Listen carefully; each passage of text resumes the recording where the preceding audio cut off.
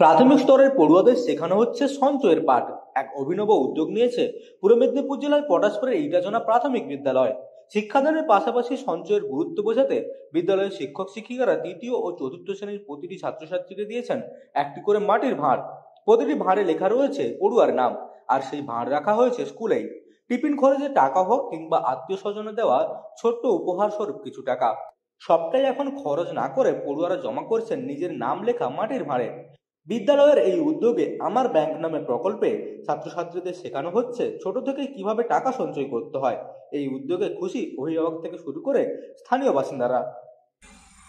আমরা দেখেছি যে আমাদের স্কুলের ছাত্রছাত্রীরা বাড়ি থেকে বিভিন্ন ধরনের পয়সা টাকা করে নিয়ে এসে এখানে ফাস্টফুড কিনে খাচ্ছে, দোকান থেকে বিভিন্ন ধরনের ফাস্টফুড, যেটা বাচ্চাদের স্বাস্থ্যের পক্ষে ক্ষতিকর।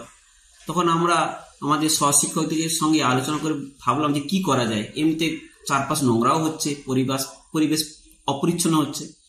তখন আমরা সবাই মিলে একটা সিদ্ধান্ত নিলাম যে বাচ্চাদের যদি একটা লক্ষ্মীর ভাণ্ডার দিয়ে দেওয়া যায়, তাহলে বাচ্চারা যে পয়সা নিয়ে আসছে আত্মীয় স্বজনের কাছ থেকে বা আমার কাছ থেকে, সেটা ওখানে তারা জমা রাখবে। ফলে তাদের একটা সঞ্চয়ের একটা ভাবনাও তৈরি হবে।